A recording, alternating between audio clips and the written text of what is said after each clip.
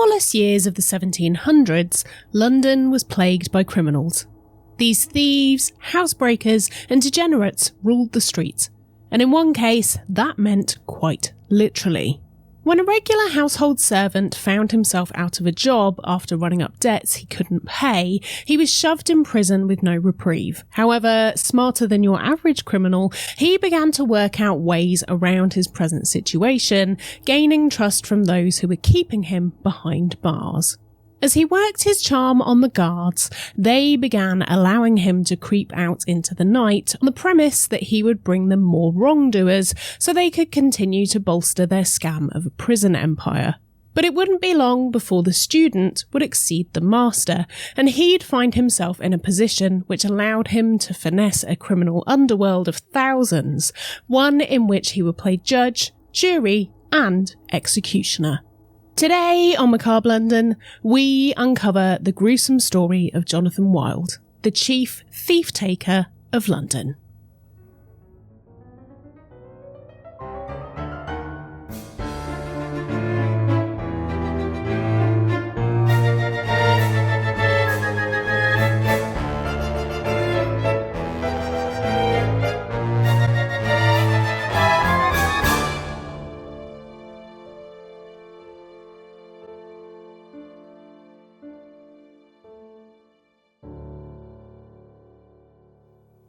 Hello everyone, and welcome back to another episode of Macabre London. I'm so pleased to be back with you, and rest assured I've been working away over the whole of January to put together a whole list of episodes which I cannot wait to share with you. But as you may be able to tell, I've already caught the winter cold. Thank you to so many of you that got in touch saying you enjoyed the first part of my audiobook Spooky Bedtime Stories, and thanks for joining the Patreon too. It really makes all the difference.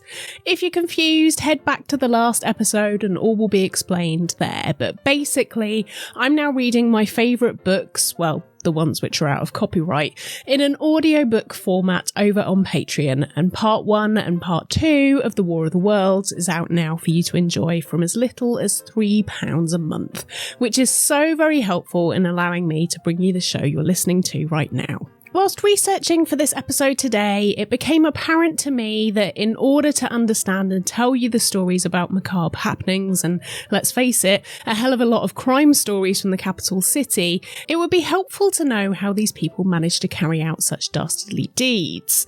So over the course of 2025, I'm going to be having a thread of policing in London to tie things together throughout the episodes. These first 2 episodes will dive into the biggest turning point in the 1700s for crime and punishment, and then after that we'll have a couple of classic stories, and then back into the history of policing again. What I've been researching so far has been so interesting, and I think it really helps to give a balanced view of crime in the capital city. So I hope you'll subscribe, follow, and do all of those things if you aren't already to keep up with the series. Welcome as well if you joined me during 2024. I've not had a chance to embrace you in the cold, ghostly arms of the Ghoul Gang yet, which is what you're part of now, whether you like it or not. Sorry, I don't make the rules. If you've got a problem, you've got to take it up with those guys, and I don't think they're very friendly, so I wouldn't advise it. But yes, you're one of us now, and thanks for being here. It really does make all the difference, and you're a lovely spooky bean for doing so. Okay, so thanks for coming to this town hall meeting. I'm glad we're all up to date, but now it's time to grab your lantern and wrap up warm as we're about to embark onto the cold, cobbled streets of London in the 1700s.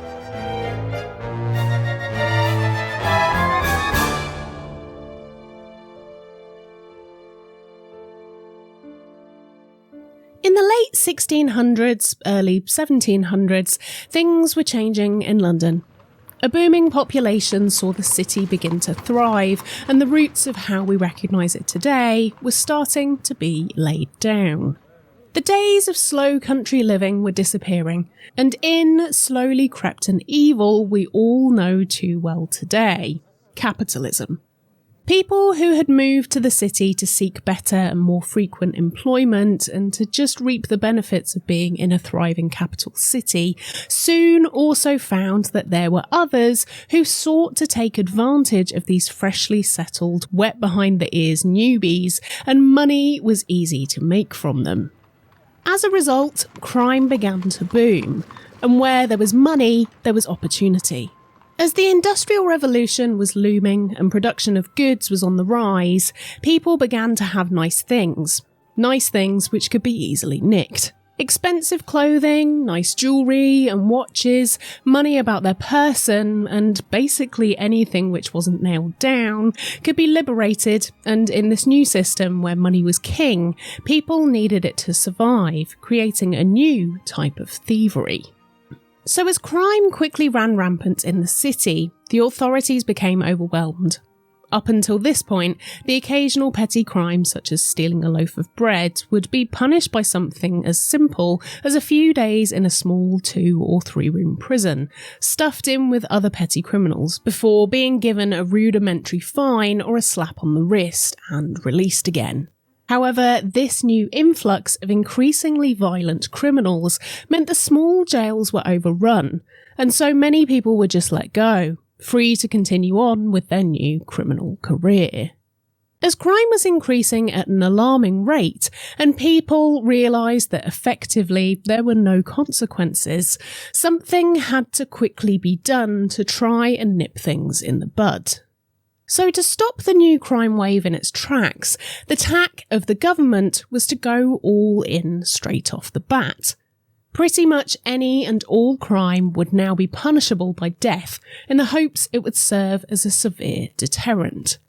So in 1723, the Waltham Black Act, which would later become known as the Bloody Code, was drafted to deter criminals from carrying out crimes, and saw a list of hundreds of crimes added to it, all of which were punishable by death. Alongside the major crimes you might expect, such as murder, treason, and arson, also sat a few less violent and severe offences. Stealing deer, destroying orchards, and wrecking a fish pond were all crimes that were deemed punishable by death if you were caught and found guilty.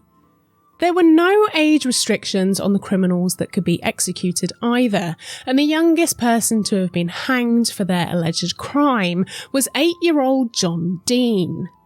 John had been tried, found guilty, and executed all on the same day in 1629 when he'd been caught setting fire to 2 barns. It's not known if anyone was injured during the blaze, but the judge sentenced the boy to death, saying he was cunning and malicious and showed signs of revenge. Even though John was executed before the Bloody Code was brought in, it demonstrates the system was already broken before it was created, and that those in power sought the harshest of punishments for many varying degrees of criminality. As crime increased in London, more judges had to be found, and as they were to be trustworthy and siding with the lawmakers, they were often people in the upper echelons of society who didn't look favourably upon the poor. The class system, as we recognise it today, hadn't yet been defined in its lower, middle and upper forms as it would later become during the Victorian era, but the foundations were being set for this new capitalist system that was evolving, which would go on to only really favour the already rich, or those who were morally okay with exploiting the less fortunate for their own gain. Doesn't seem like much has changed there. The boom in judges needed to deal with the increase in crime expanded exponentially, from just 18 in the whole country at the time of Henry VIII's reign in the early to mid-1500s to over 50 in the 1720s, and increased rapidly year on year from that point onwards. Just for reference, there's about 5,000 in the UK at the time of writing in January 2025. But of course, if there's a system that can be twisted to fit those that will benefit the most from it, you can guarantee that will be the way forward for it.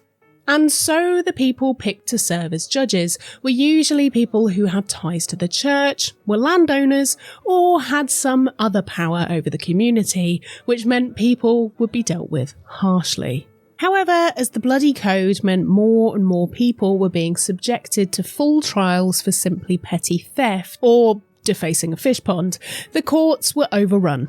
To speed things up and to get people through quickly, transportation was brought in as a more frequent punishment.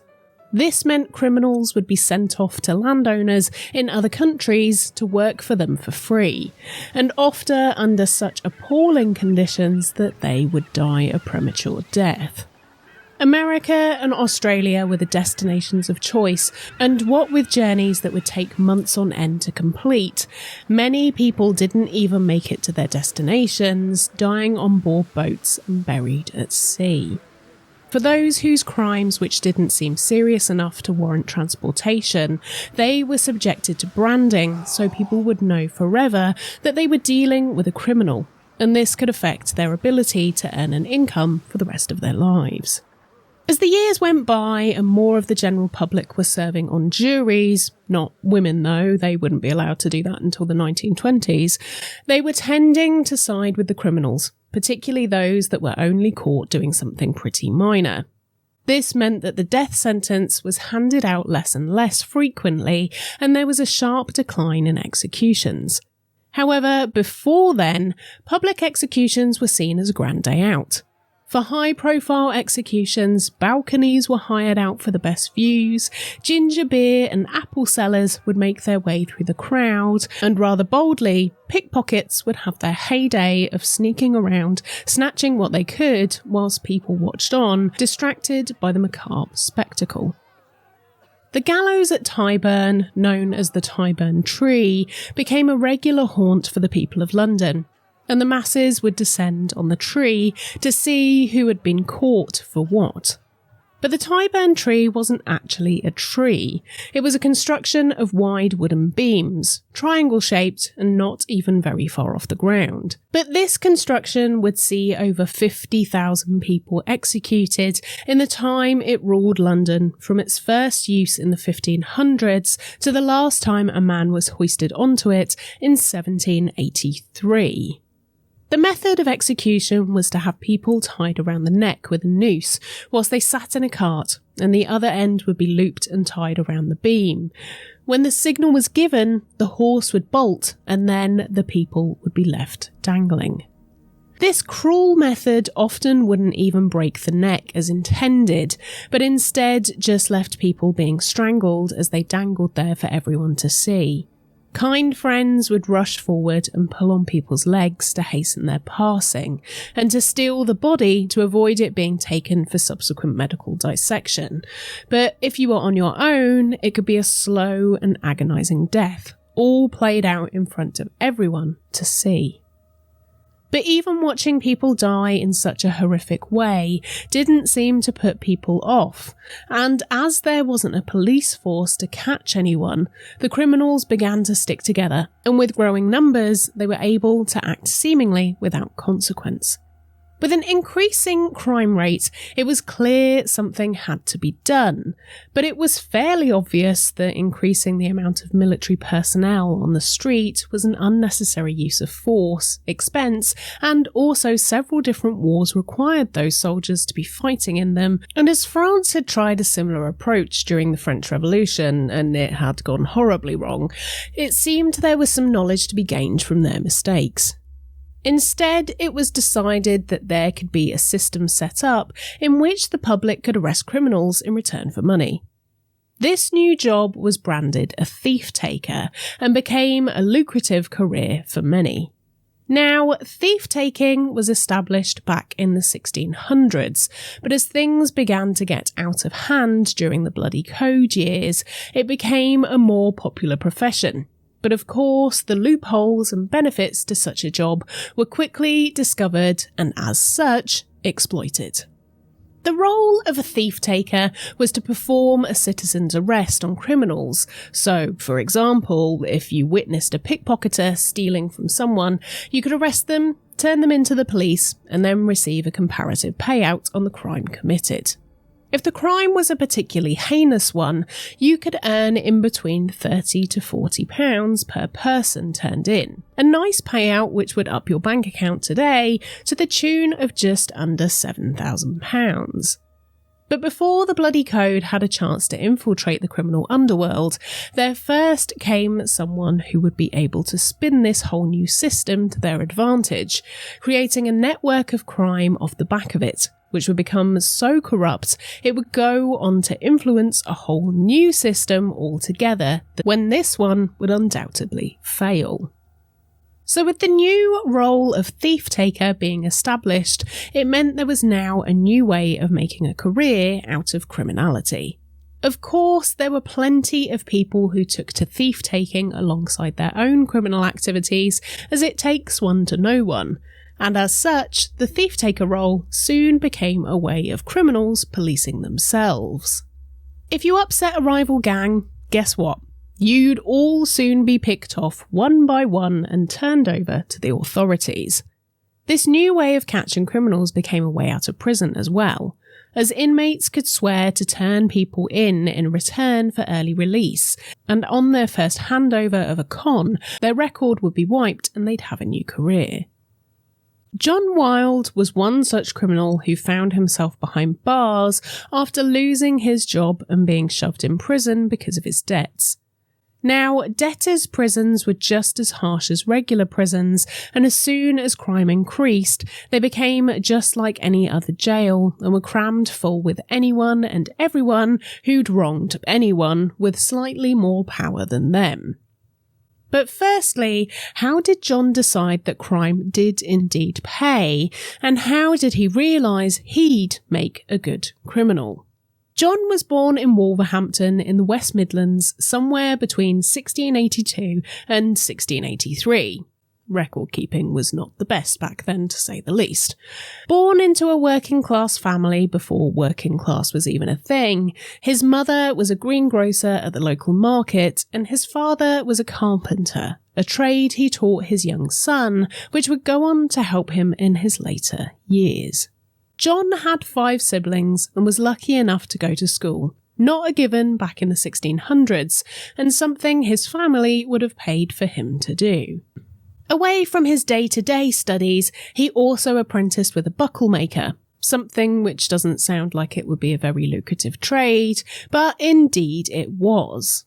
Steel, jewellery and shoe buckles were all the rage during the late 1600s, and they became incredibly popular, with Wolverhampton having one of the largest steelworking empires in the whole world. By the mid-1700s, there were over 150 buckle-making businesses in Wolverhampton alone, with many more in Birmingham and the surrounding area, making it a good, reliable, stable job. However, things weren't stable within the fashion industry, even back then. And as the days passed, it was only a matter of time until buckles would stop being popular and John would be out of a job. John had also got married at a young age whilst in his teenage years and had a child with his wife, both of which he now had to provide for. And so at the age of 21, he left Wolverhampton for the heady heights of London in 1704 in order to get a better job to send money home. But after a short while as a servant and then subsequently losing his job, Jonathan had no other option but to return back to Wolverhampton.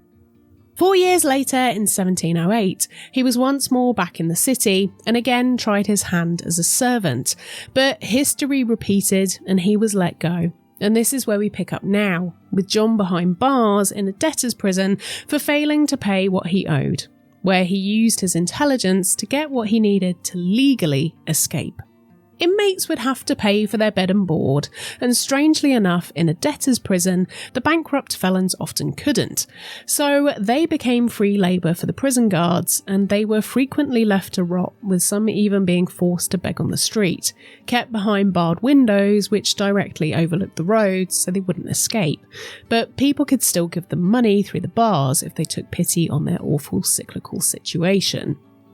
John learned whilst incarcerated from his fellow prisoners and guards who had taken a shine to him that he may well be able to talk his way out of the awful conditions of the jail if he promised he'd become one of them and do their bidding.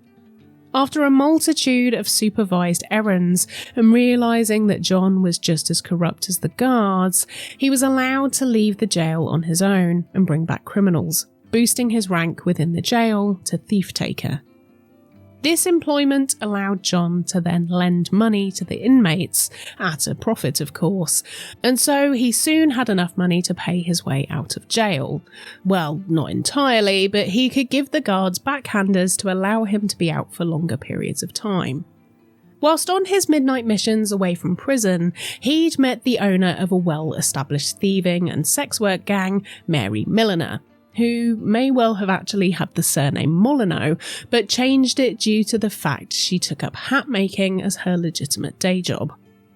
Realising they were cut from the same crooked cloth, Mary and John joined forces and became both lovers and partners in crime. John and Mary worked together to grift from the well-to-do, which would use her girls' services. John and Mary would remove valuables from the pockets of the men's clothing whilst they were in the act, and then, after the deed was done, refused to give them back without payment, or they'd tell their wives. As the well-to-do men didn't want the news to get back home, they would pay through the nose to get identifiable stolen items returned to them, and so John and Mary made good money from the grift for a while, but they were careful to always use third parties as part of the scam, and to make sure they couldn't be identified. Daniel Defoe, the famous biographer of the time, would later say that he wasn't sure if Jonathan was also being rented out as a gentleman of the evening, but it seemed he had his suspicions that he may have been. After all, an extra income is an extra income, but there was definitely something going on. However, the word soon got out that Mary and her network of girls were not to be trusted, and so the short, sharp grift was off, and something new had to be thought up. Continuing down the path of stolen items, John started buying stolen goods from other criminals. He'd then clean them up and take off any identifiable features and sell them on for profit. What John then worked out was that he could get even better deals from criminals if he reminded them that he could shop them into the authorities, as selling stolen goods was an offence, but buying them wasn't. This grift allowed John to make more money from his sales, and when times were tough or the merchants were getting sick of his nonsense, he would just arrest them and turn them into his buddies at the jail for a handsome reward. Now, all of this went on whilst John was technically incarcerated for his crimes, but in 1712, a new Act of Parliament was passed which actually put an end to the practice of the debtor's prison scam, and all insolvents were released. However, the prisons kept going, but the once easy money of getting people in them for an indefinite amount of time was now gone. And so there had to be a new way of getting people in and behind bars, and this meant one thing: the thief-takers could demand more from their employers. But those that had been in on the scam, like Jonathan, were now released and armed with all the criminal knowledge they needed to use it to their advantage. Jonathan was of course homeless after leaving prison, and so he asked Mary if he could move in with her at the brothel in Covent Garden, and she said yes. As it was looked down upon to be unwed and living together, the pair agreed they would now be married, but didn't seek the necessary paperwork, as both of them were in fact already married to their estranged partners, and so if they tried to make it legit, they'd be found out and could be arrested for bigamy. So instead, they just said they were. Easy peasy, no harm done, and no one was none the wiser. At first, things went well, but as both were keen on a drink, arguments ensued. And one night, in a particularly violent outburst, Jonathan attacked Mary using a blade and cut off her ear, a permanent reminder of their wonderful time together, I'm sure. Poor Mary. With Mary having been attacked, it seemed sensible that the two should part ways, and so Jonathan was kicked out of her home. As John had been working as a dealer of stolen goods, or what was referred to as a fence at the time, basically a shorter word for a middleman, he'd been able to stack up a decent amount of money, and those who were doing well from living off the proceeds of crime were turning the heads of some serious head honchos in the area, one of which was about to secure a job to make everything much easier for everyone involved. Now, whilst Jonathan had been learning the ropes as a baby thief-taker during his incarceration days, there was someone else who'd been ruling the criminal underworld, who had definitely been watching Wild's moves from afar. The chief thief-taker at the time, Charles Hitchin, had come to know of Jonathan Wild's fence activities and realised he was definitely a cut above the rest of the criminals and had been admiring his smart business practices and ability to not get caught. As Jonathan was educated and had the gift of the gab, he was able to outwit many of the lowly serfs who could be taken advantage of, and Charles liked the cut of his jib. And before long, Hitchin was going to make him an offer he couldn't refuse.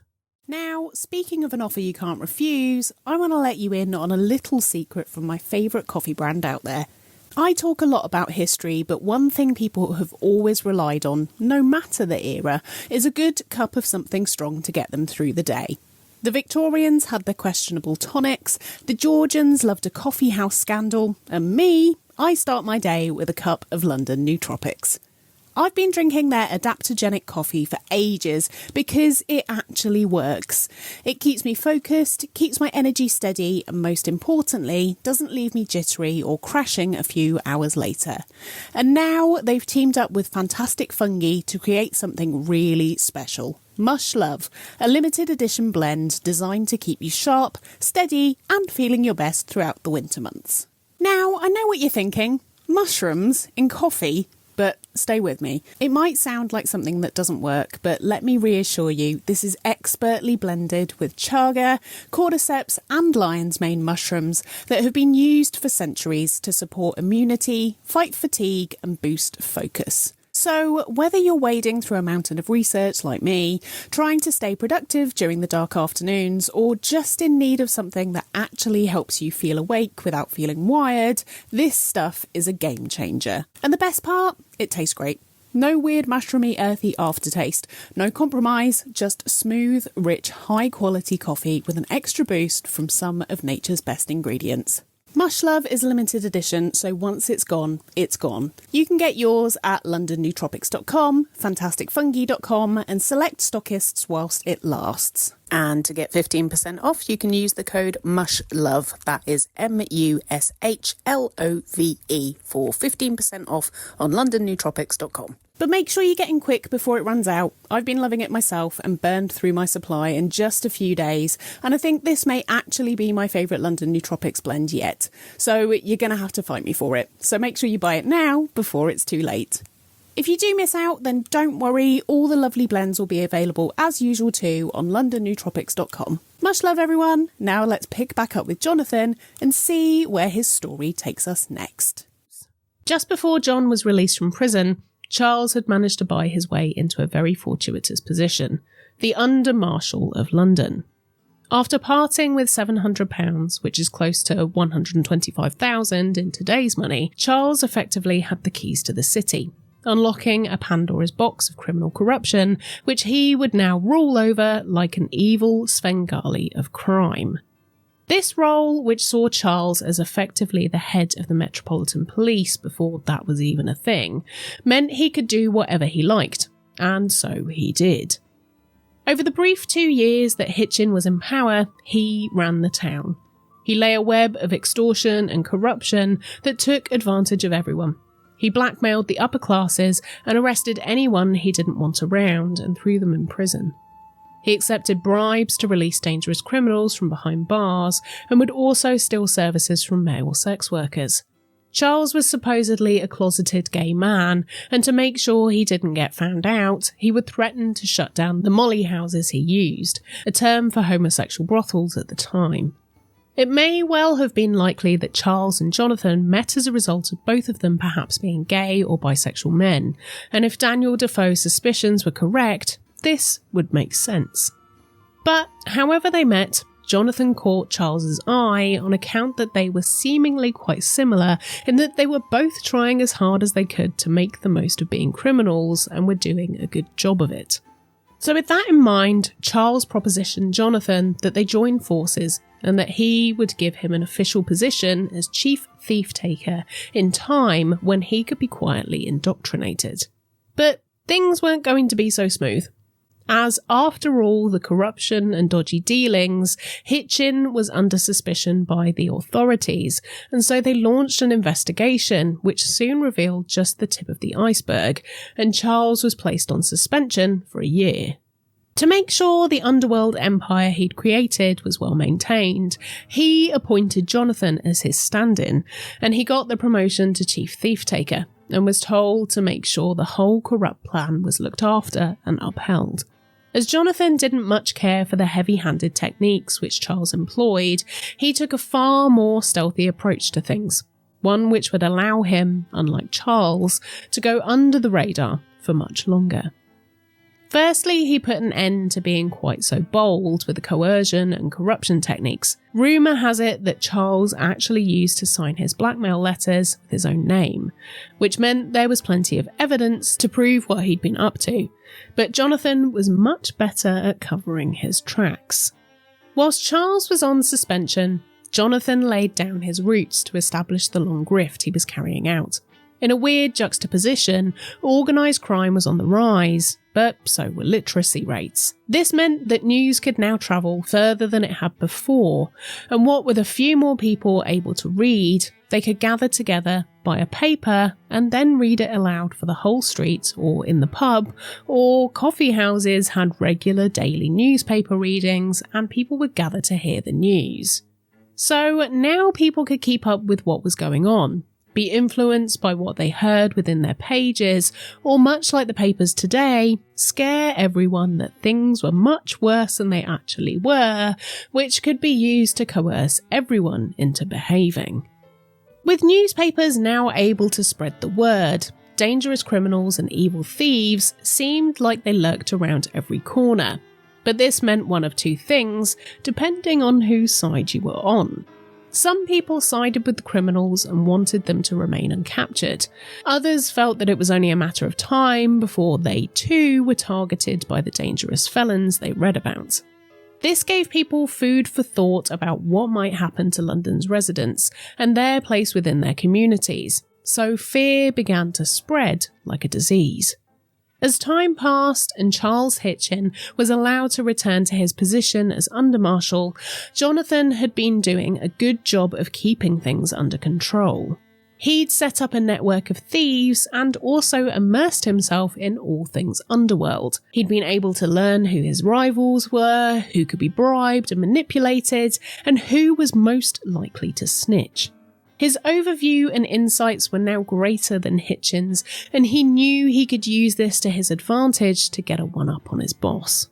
As Charles and Jonathan were both volatile characters, Hitchin's return and unsettled feeling of now being less knowledgeable and connected as his once subordinate John prompted him to be more bullish than ever in his work as his confidence returned, and now knowing that he was pretty much untouchable, he upped the ante.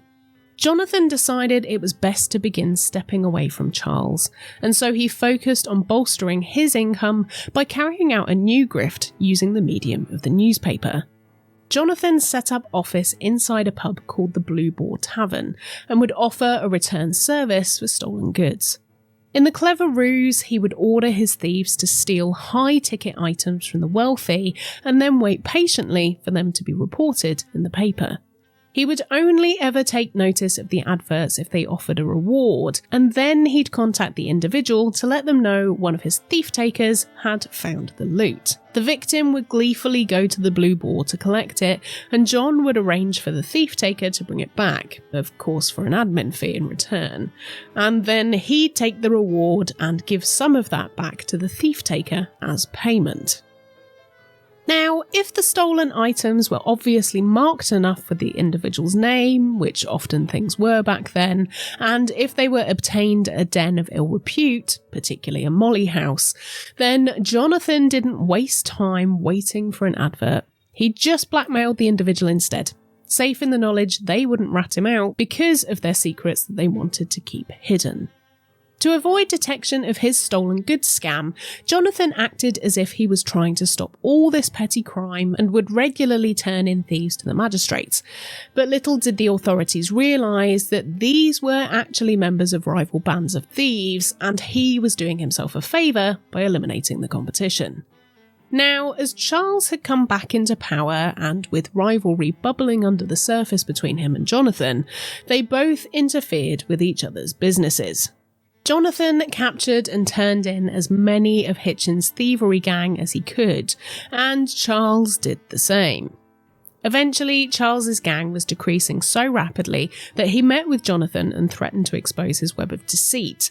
But of course, Jonathan offered exactly the same in return, effectively saying, "If I'm going down, you'll be coming with me." And so began their war of words, which they made very public. Both of them published manuscripts to inform the general public about what their rival was up to, and this didn't do anything to help the general populace's fear of the rising crime rate. Charles got his manuscript published first, in which he trashed Jonathan, titling it A True Discovery of the Conduct of Receivers and Thief-Takers in and About the City of London. Jonathan quickly fired back with his manuscript titled An Answer to a Late Insolent Libel. Jonathan's manuscript was far more threatening to Charles, as it outed him as a gay man and revealed his proclivity for visiting molly houses. At this time, and in fact up until 1861, homosexual acts were punishable by death, and so Charles was in real danger as a result of this published leaflet. But Charles wasn't backing down. He also published another manuscript entitled The Regulator. This was an attempt to try and reveal even more of Jonathan's wrongdoings. But by this time, the damage had been done, and as Hitchin was in a position of power, the deeply homophobic and fearful population turned against him and began blaming him for all the crime. And the crime part I do understand, because yes, he really was responsible for quite a lot of it.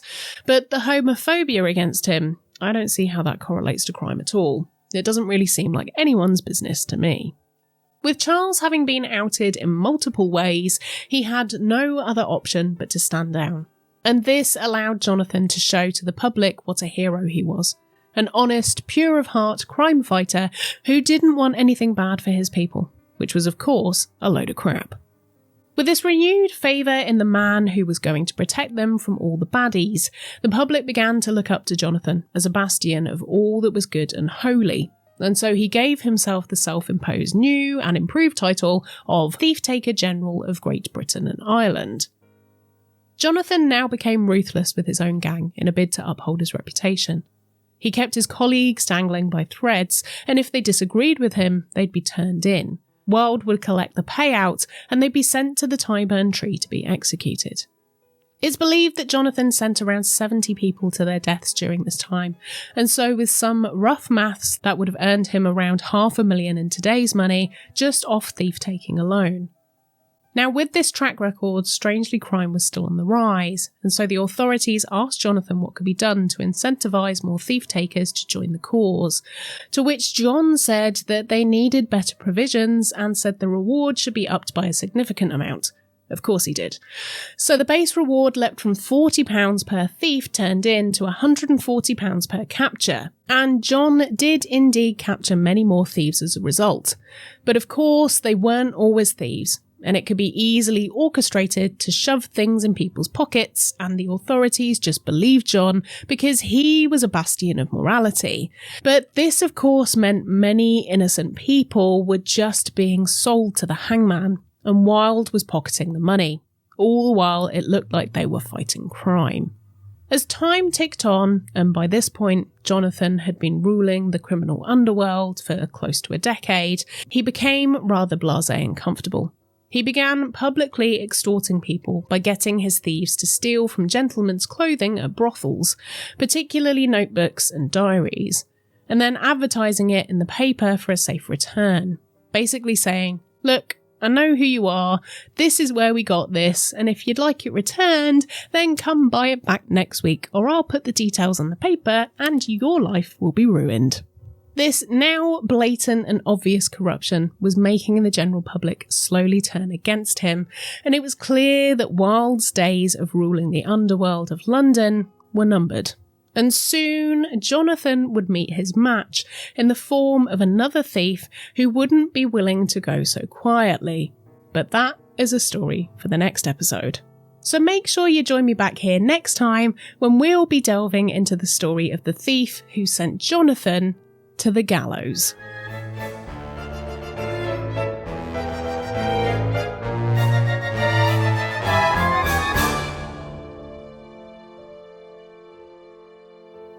Thanks for joining me for this episode. As always, I'd love to know your thoughts on this one and if you're excited for the episodes ahead as well. And if you've made it this far, leave me a comment letting me know your criminal title if you were around during this time. I think I'd be Nicky the Spook, known for moving around mysteriously and probably not showing up to the job. I'd love to know yours, so let's have a chat on YouTube or in the comments on Spotify or on my social media. Find me at Nicky Macabre London on Instagram and at Macabre London on Twitter and TikTok. If you want to support me to help me make these episodes even better and to contribute to my much needed coffee bill and to get extra content in return, including my extra exclusive Patreon podcast Having a Problem and the new audiobook series where I'm reading The War of the Worlds, then check out my Patreon at patreon.com/Macabre London. If you're listening to the podcast, head over to YouTube to see the faces and places I talk about. Just search for Macabre London Podcast and don't forget to say hi in the comments and subscribe whilst you're there. Don't forget to check out my other podcast, Killers, Cults and Queens, which you can find wherever you get your podcasts. Just click the link in the show notes. For the coolest and comfiest merch known to man, visit macabrelondon-shop.fourthwall.com, which if you sign up to Patreon, you also get a nice discount on merch. And if you're watching on YouTube,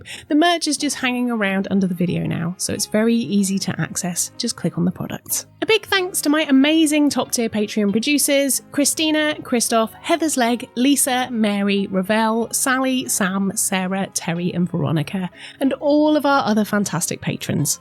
If you want your name read out in the episodes or listed in the show notes, join us on Patreon. I'd love to personally welcome you to the Ghoul Gang. Thanks for joining me for another macabre tale from the city's past. I've been Nicky Druce. Remember to stay spooky, and I'll see you ghouls next time to pick up with part 2 of this story.